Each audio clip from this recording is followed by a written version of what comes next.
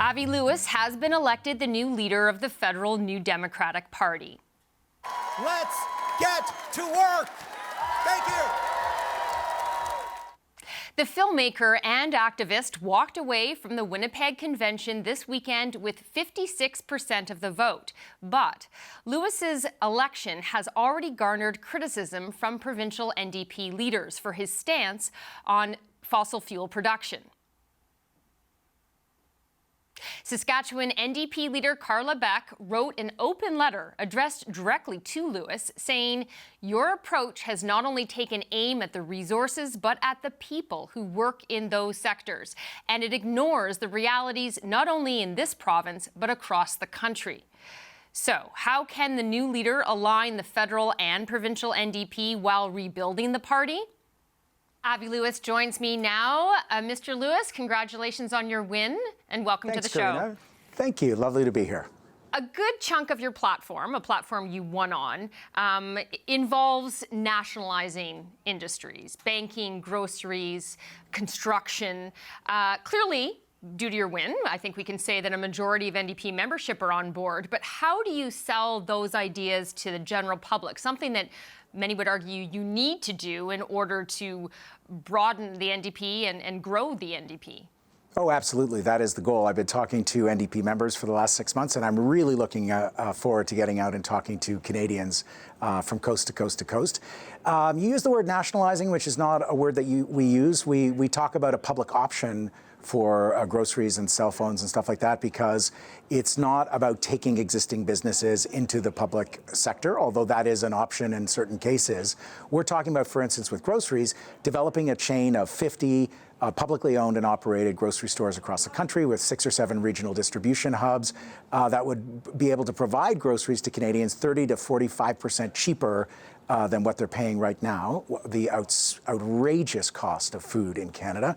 Just recent figures came out showing that a majority of Canadians are restricting meals, portion sizes, or skipping meals because of cost. Now, we did a digital Add Your Name campaign during the leadership campaign to just blast this idea out there on social media platforms. And we got thousands of responses from Conservatives who were interested in this idea of a public option for groceries. Canadians are suffering the grinding cost of living crisis, and we're actually providing solutions that are as big as the crises we face. They're out-of-the-box solutions, we understand that, and people are looking for exactly that. So I think there is going to be broader appeal. I'm really looking forward to getting a chance to pitch these ideas to Canadians. Now, you talked about groceries there as a focus, but you're not just talking about groceries in terms of public options. And this has been tried elsewhere with some success in some places, and I would suggest that some would argue in other places with really not a lot of success. In fact, the path is sort of littered with some disasters when it comes to whether you want to call it nationalization or creating public options.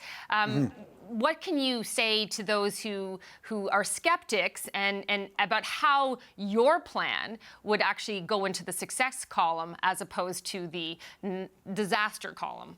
Sure. I mean, look, we as Canadians, we don't have a huge amount of faith in the government to do big things. But this is a moment where Canadians are scared, we're insecure, we're struggling with the cost of living, we're struggling in a very unstable global environment, and we are in the mood as a country to do big things. What we're talking about is harnessing some of the vast wealth of this country and putting it directly to work, meeting the daily needs of Canadians. So, for instance, with housing, Mark Carney got elected. Part of his platform was a build-out of housing like we haven't seen since the Second World War. But when the dust cleared from the election and the Canada Homes Agency was established, it turned out that the idea was really just to give some billions of public dollars to private developers and hope that the market will solve this crisis. It hasn't. The Parliamentary Budget Officer already slashed the estimate of housing that would actually be built in half. And right now, we're seeing housing prices have finally stopped going up at astronomical rates. And so housing starts are stalling across the country. Construction workers are being laid off. And Mr. Carney, as someone who understands the capitalist system very well, surely doesn't believe that the market is going to overproduce a glut of housing to the extent that the housing prices start to actually fall. What we're saying is we need public developers employing public construction companies to build non-market housing, because we have a market crisis in housing and the market is not going to fix it. The federal government got out of the business of building public housing in the 1990s, and that was the beginning of the dominoes falling to the housing emergency that we've had for the last 2 decades in this country, and in a time when the market in every sector is not providing the goods and services that Canadians need to afford a decent, dignified life on the salaries that and the wages that they're making. That's when people want the government to step up and govern,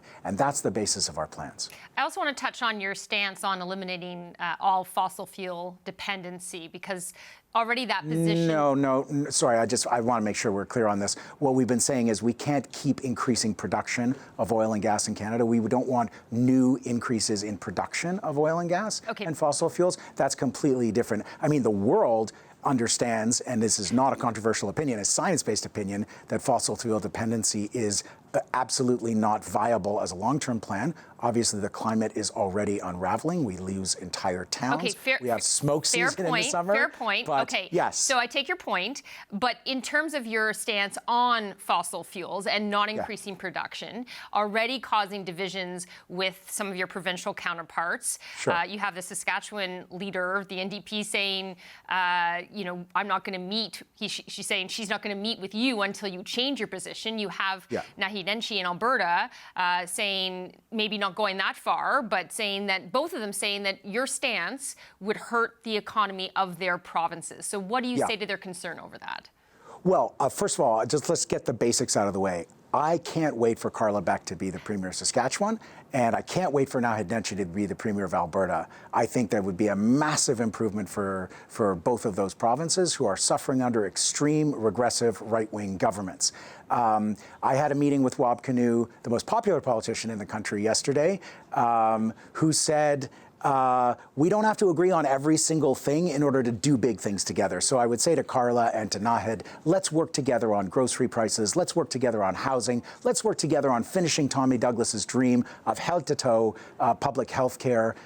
And have our differences in hard conversations, preferably not through the media. And I've been reaching out to Carla for months.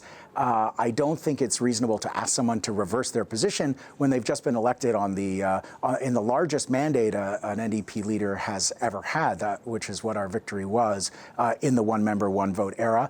I've been consistent on these policies, not just in the leadership campaign, but for many years. And we have a massive mandate from the federal NDP base. So reversing myself would just be, it would just be weird. But we get through these things by talking. Our tent is growing. It's a good sign that we have healthy democratic debate in our party. You say you want to see them elected in their provinces. What about the concern that they also have that your stance on fossil fuels and energy policy would also harm their chances at doing just that? You know, there are regional realities and political realities across this country, which is big. And the National Party has to make an offer to the entire country. We have the particular political circumstance that west of Ontario, we basically have two-party systems. There's no provincial Liberal Party anywhere in the prairies. And so you have the NDP versus the extreme right. And their voting coalitions are completely different than ours federally, and their regional economies are very different than that of Quebec or that of the Maritimes or that of Ontario. And so we need to make a political offer to the whole country. They need to win in their provinces, and there are going to be some points of friction. But I believe, and I think you'll see after we get through this settling in period, that provincial NDPs also believe that the NDP has a massive mountain of shared values. We want to defeat inequality. We stand for workers and for working class people who are suffering amid incredible wealth being made in this country by banks and big corporations. And we need to spread it around a little and make sure that working hard actually earns people a good living. That's a core NDP value that we share across the entire country with all the provincial sections. And that's the biggest part of our mandate as New Democrats. And you have repeatedly talked about reconnecting with workers as part of the effort to rebuild the NDP. Now, Yes. I have to say, even while you are certainly not part, or no one would consider you part of the elite 1%, you don't come from a blue-collar background. So what does that mean in terms of credibility from those workers' point of view when you're trying to reconnect with them? I think workers appreciate workers, and workers appreciate work. And on day one of my new gig, I met with Bea Brusk, the head of the labour movement in Canada, the president of the Canadian Labour Congress, and we talked about different unions in different sectors, private and public sector across the country. Bea is an incredible union leader who has been very supportive of our party. Of course, we are actually joined formally with the CLC, which was the founding of the NDP, and she has made it clear that she's going to help connect me. And I've been meeting with union leaders and workers on the shop floor and received many, many important endorsements from union locals. My first endorsement was from CUPE Local 79, which is 33,000 City of Toronto workers, some very low-paid workers in the City of Toronto who endorsed me. Their president endorsed me right at the beginning of this race. And those are the really meaningful ones of actual working class locals where we spent a lot of time over the leadership race. And I'm going to spend a lot more time with those folks. Now, I understand you're meeting with Prime Minister Carney tomorrow. What do you expect to talk about? How did you find out? Are you in my DMs? What's going on here? I have very good producers. I don't know if I will be meeting with the Prime Minister in person, although I certainly hope to. I'll be in Ottawa. I think he's in Ottawa. I did receive a very kind social media post and a text from the Prime Minister, and I am looking forward to meeting him. And what's your number one thing you want to talk to him about? I think the first meeting is a bit of a get to know ya, but certainly the spiraling cost of living is just a fundamental focus. It has been throughout this leadership race, and now that I'm leader, we're going to stay laser focused on that. We have solutions. I think the Conservative Party has made a meal of this issue, but the best thing Pierre Poilievre can really offer is just cutting taxes, cutting taxes, cutting taxes. There's barely any taxes on groceries as it is. We're actually proposing solutions that could work. The City of Toronto is doing a pilot now for public grocery stores. They're discussing it across the province of Quebec. There's an active conversation about public groceries in Vancouver. It's an idea that we introduced into the political debate in the fall, and it's already taking flight. So I would love to see what the Prime Minister thinks of that, but I don't expect he'll be enthusiastic about it, but I want him to know that it's coming. All right, well, we'll have to leave it there. Thank you very much for your time. That's Avi Lewis, the new leader of the NDP. 39,734 votes. 39,734 votes.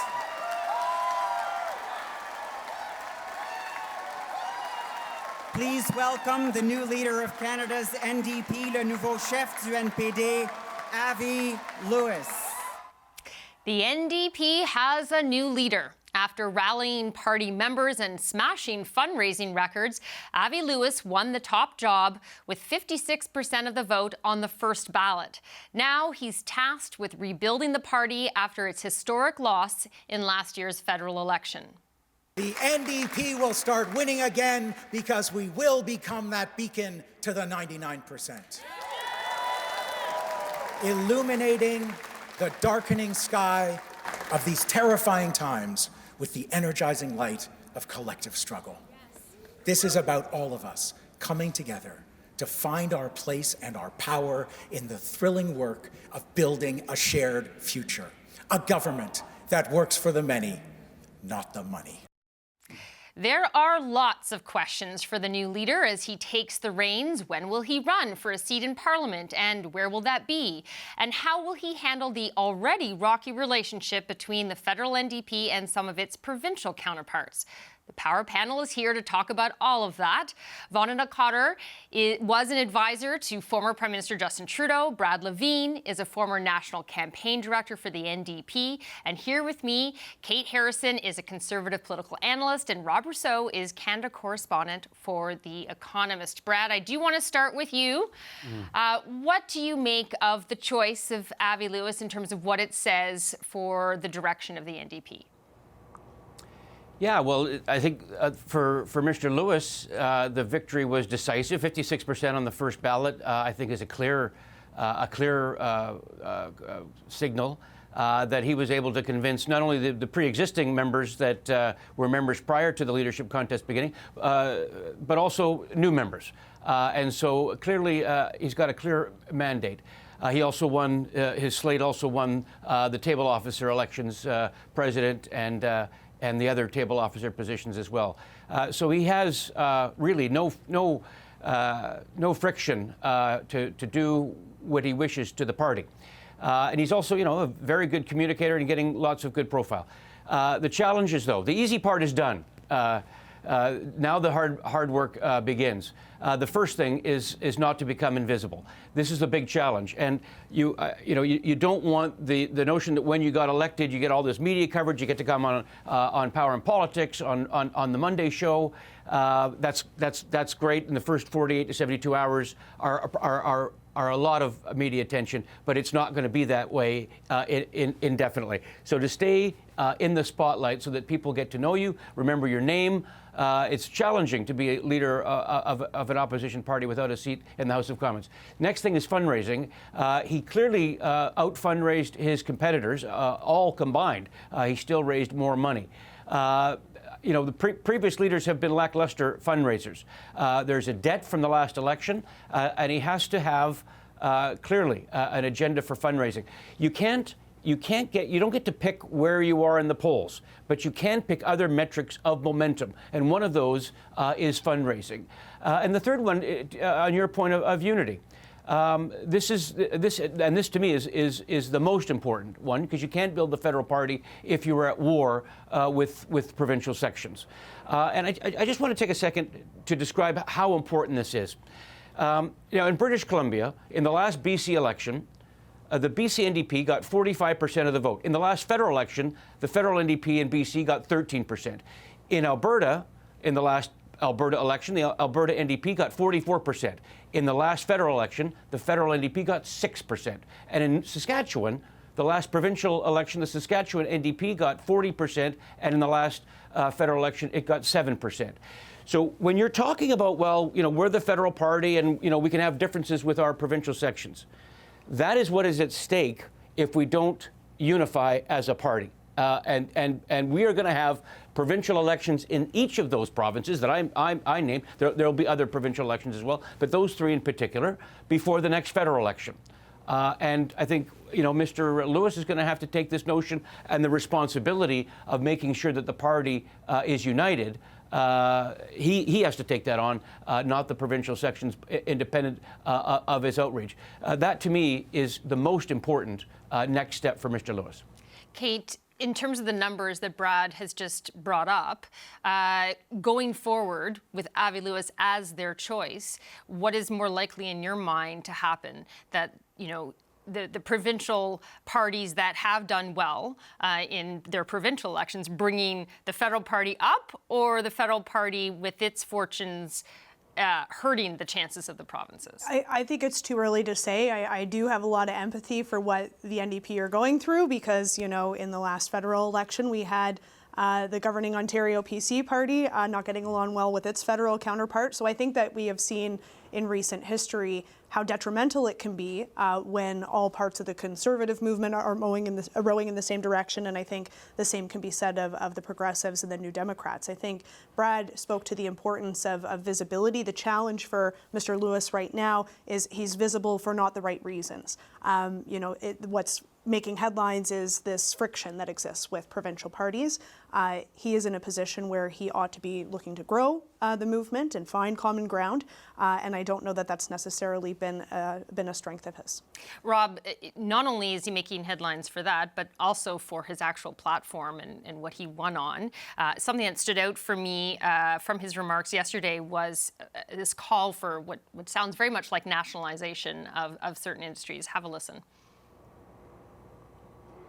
A network of public providers for food, phones, and internet, a public housing developer, and public construction companies to build millions of non-market homes, a 21st century electrical grid, an EV bus revolution, and a heat pump in every home, built with Canadian steel, creating tens of thousands of unionized jobs.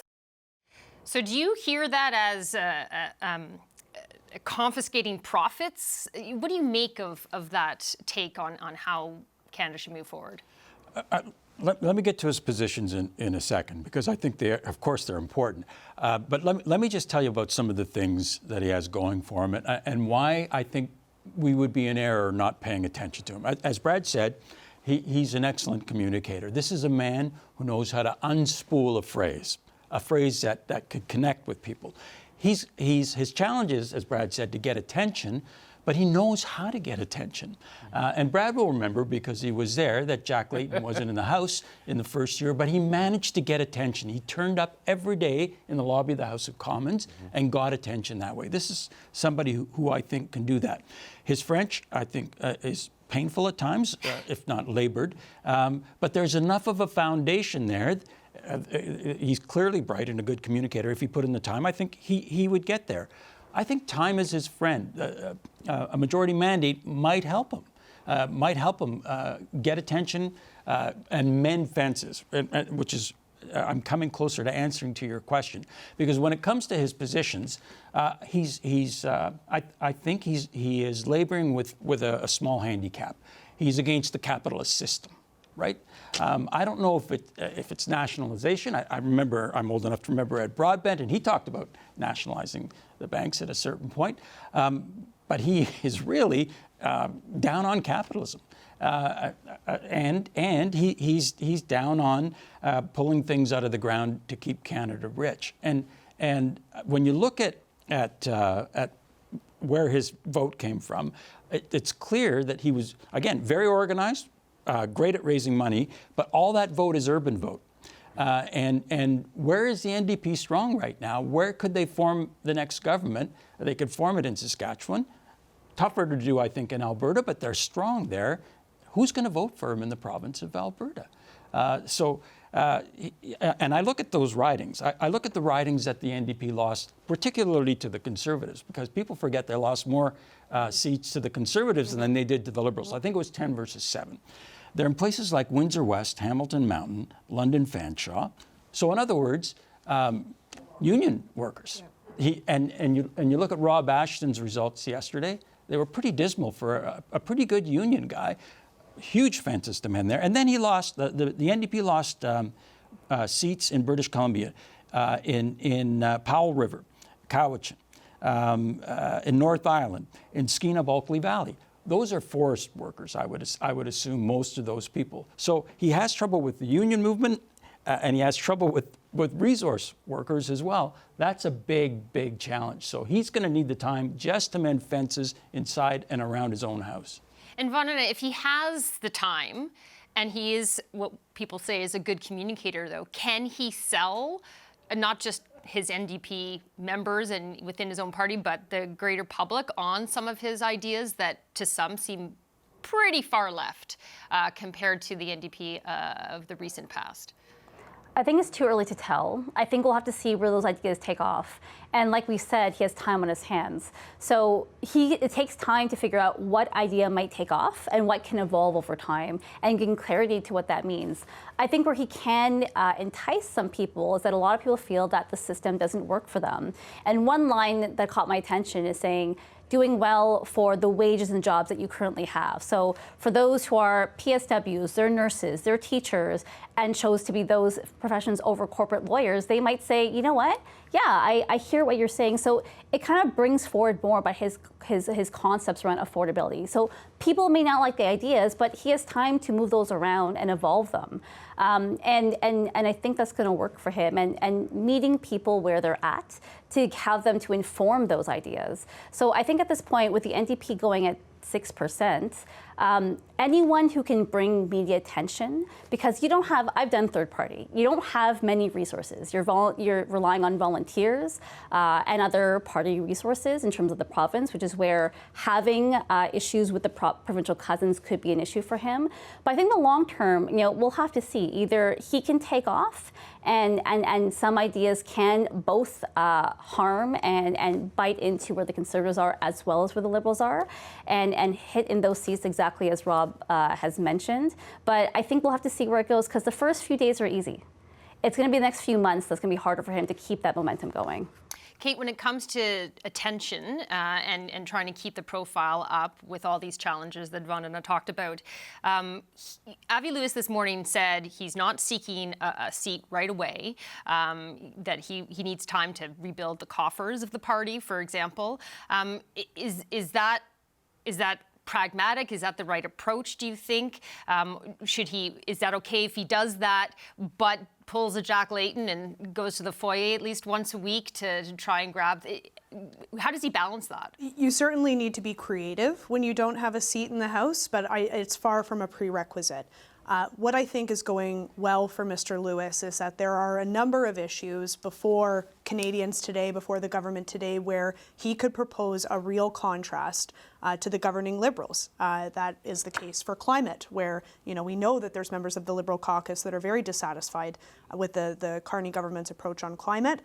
They've taken some pretty big swings at labour unions. I don't think it is the last that we will see of, I'll say, pro-employer policy that's coming from this Carney government. I think there's an opportunity there for the NDP. And I'm thinking about, childcare.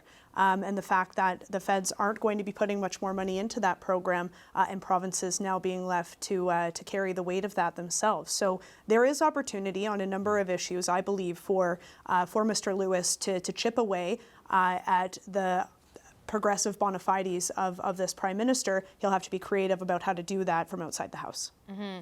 Brad, you talked about, and I asked you about the whole unity issue with the provinces versus the federal party. Today, Avi Lewis, and actually I believe even started saying yesterday, said his door's always open to someone like Carla Beck, who's the leader of the Saskatchewan NDP.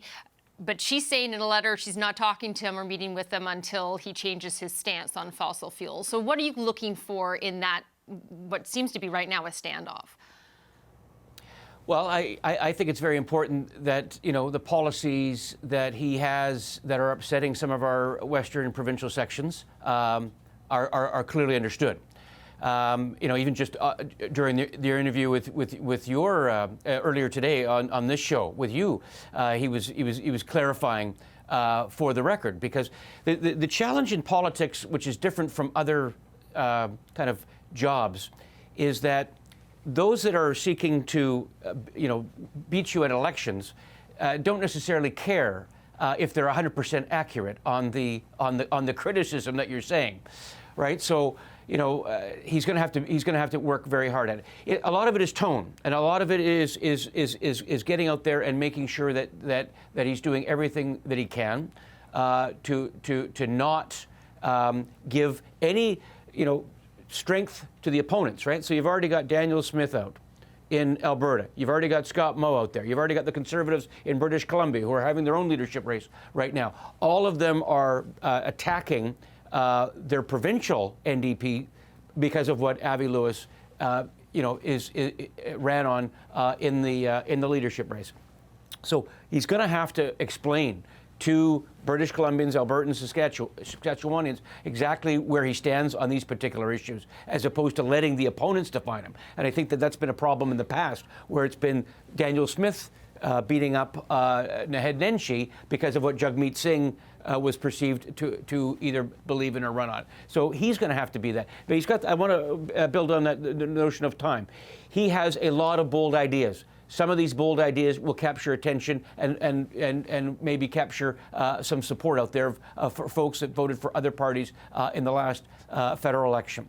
But he's going to have to explain it, because it takes a long time. People don't naturally think that we should have a public option for grocery stores. Would that work? He's going to have to explain that. But he's got the time to, and I think he's got the communications capability. So he's in this era of, he's going to have to persuade people to support his ideas. He's going to have to spend some time explaining them, much more than say, I'm going to lower your taxes, which it doesn't need to be explained much more further than that. But some of his bolder ideas, I think, do require a little bit more explanation. Now, something he also said in he made reference to his family yesterday, in terms of, everyone talks about him being NDP royalty because of his grandfather and father. And he spoke about his father, former Ontario NDP leader Stephen Lewis, who is in the hospital right now. I want you to have a listen to this. He told me something kind of heartbreaking that David, his father, said to him once. David said, "Son, not in my lifetime, but maybe in yours." And recently my dad told me the same thing. Not in my lifetime, maybe in yours. Well, Dad, I refuse to tell that to my kid. We cannot wait another generation. We've got to start winning now. Vandana, what did you make of that moment? I mean, he's a dynamic speaker, and I think that's what people will be interested in that. And what he said exactly, I mean, people don't want, I mean, whether it's climate change or a number of issues, they don't want to hear it passed down to the next generation's problem. So I think that would resonate with people. Again, it goes back to what those solutions are. And he has time to make those solutions and find a way to, right now, his support can seem narrow. He's talking about socialism, being unapologetic. He's taking very, almost like polarizing in some cases, views on certain topics. And that might scare people, but as time goes on, he has more time to broaden his base of people. So anyone who is unhappy with the current system, feels that they aren't getting ahead, and is tired of similar policies of lowering taxes or tax credit, they are dynamic ideas. Whether they work, we don't know yet, but in opposition, you don't have to share that how it's gonna work. You're gonna have to share a new idea and say, like, I have a better idea than the other guy. So if he can do that, I think that'll help where he's at in 3 years from now, should we hit a majority government. But I think it's moments like that charisma that people could be drawn to. Quickly, Rob, what's your thoughts on that moment that we saw? I thought it was a deft way of letting people know that he's a prince of the realm and that he's comfortable with that. And I also thought it goes against my previous argument of time being his friend, because the first question he's going to be asked is, it looks like there's going to be an opening in Beaches, East York, where Nate Erskine Smith is probably going to leave to run for the provincial Liberals. If that's the case, the NDP has done well there in the past. They've won that seat in the past. It would seem a natural place for him to run. Why isn't he going to run? If time is of the issue, that's one of the questions he'd better be expecting.